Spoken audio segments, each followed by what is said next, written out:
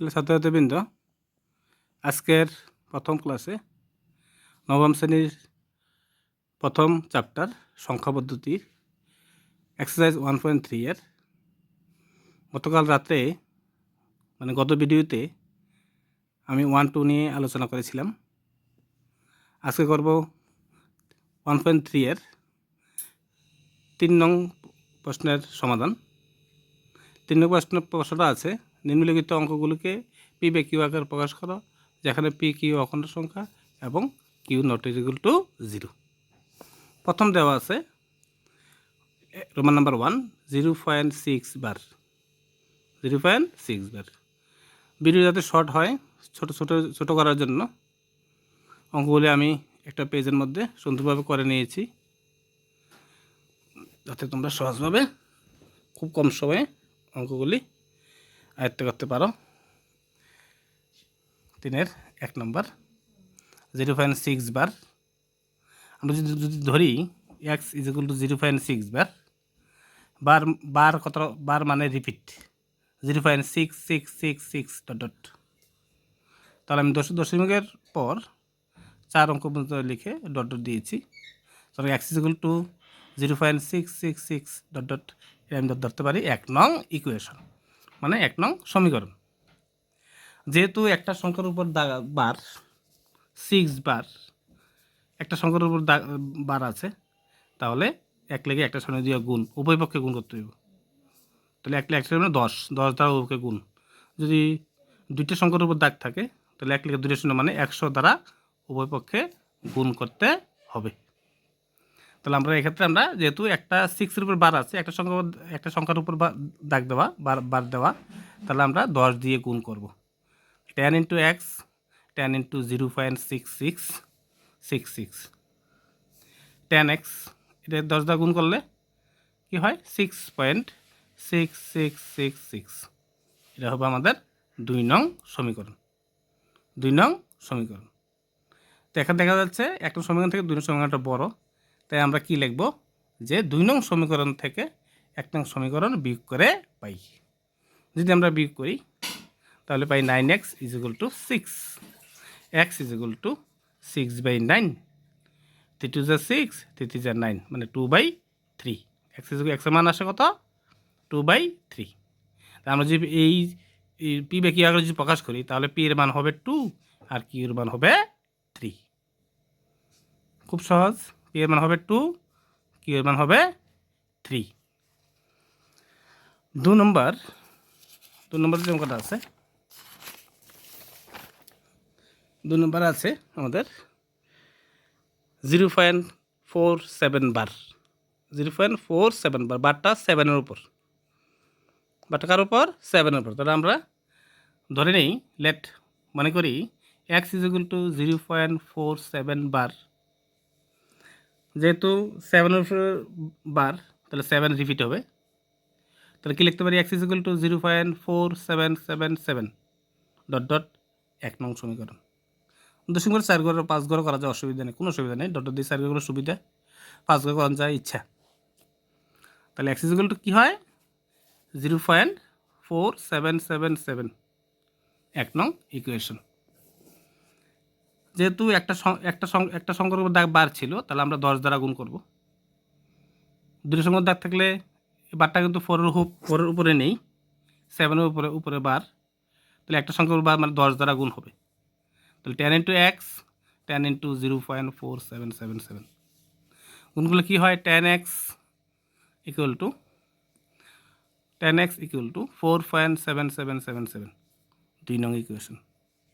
2 নং equation same আগের মতো, যেহেতু 2 নং সমীকরণটা যেহেতু বড়, তাহলে আমরা যদি বিয়োগ করি তাহলে কি লিখতে পারি, যে 2 নং সমীকরণ থেকে 1 নং সমীকরণ বিয়োগ করে পাই।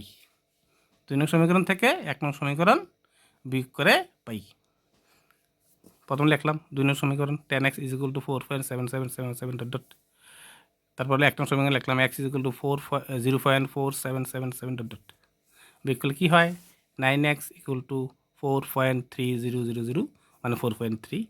x ইকুয়াল টু 4.3/9, যেহেতু এটা 4.3 দশমিক তুলে নিচে 10 আসে, তাহলে x ইকুয়াল টু কী হবে, 43, 9 ইন্টু 10, 9 10 90, 43/90, তাহলে x ইকুয়াল টু 43/90, 43/90। এখানে পি হবে, পি এর মান হবে 43 এবং কিউ এর মান হবে 90। ওকে, খুব সহজ। 3 নাম্বার আছে আমাদের 0.001 বার, মানে 3টা সংখ্যার উপরে বার আছে, দাগ দেওয়া আছে বার, মানে 3টা সংখ্যাই রিপিট হবে। তাহলে ধরি x ইকুয়াল টু 0.001 বার, তাহলে কী লিখতে পারি আমরা? x ইকুয়াল টু 0.001 3বার লিখেছি আমি, ডট ডট 1 নং সমীকরণ। 4বারও লিখতে পারো, অসুবিধা নেই, 5বারও লিখতে পারো, যত ছোটো লেখা দুবার লেখেও করলেও হবে, যত সহজ করা যায়। তাহলে 3টে সময় দাগ আছে, তাহলে 1 লেখে 3 সময় মানে 1000 দিয়ে গুণ হবে।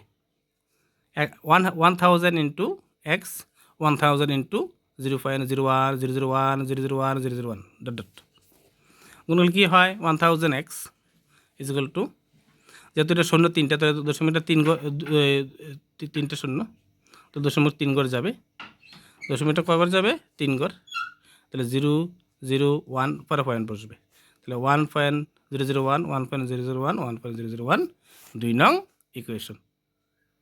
সেম আগের মতো 2 নং সমীকরণ যেহেতু বড় হয়েছে, তাহলে আমরা কি যদি বিয়োগ করি, 2 নং সমীকরণ থেকে 1 নং সমীকরণ বিয়োগ করে পাই। বিয়োগ করলে হয়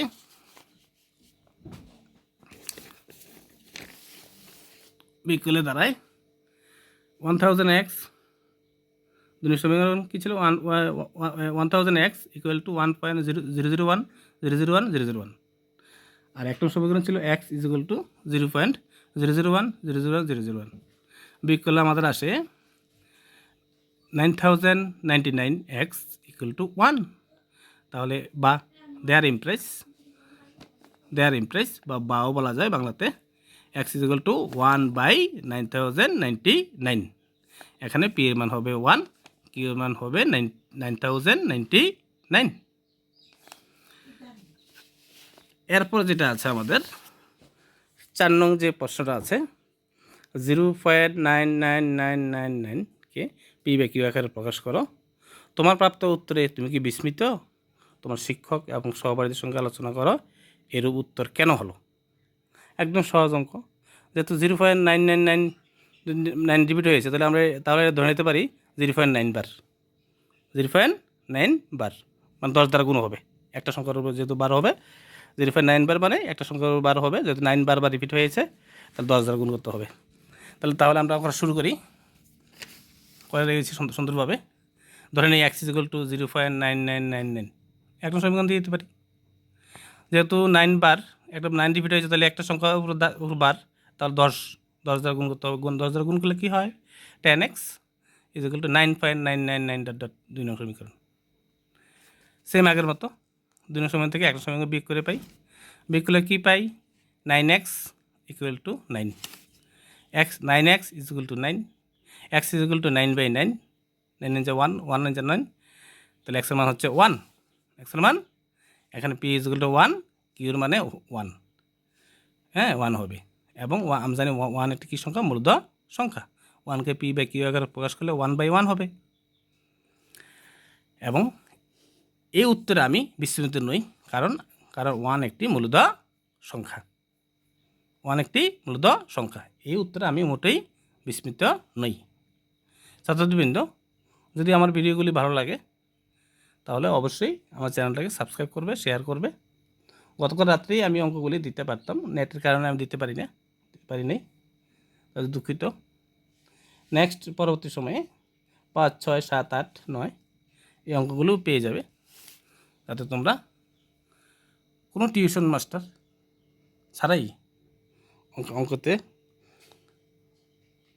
ভালো মার্ক পেতে পারো। আশা করি 90% মার্ক পাবে যদি ঠিকমতো ফলো করো। 90% মার্ক পাবে রীতিমতো ফলো করলে, তো কোনো অসুবিধা হবে না।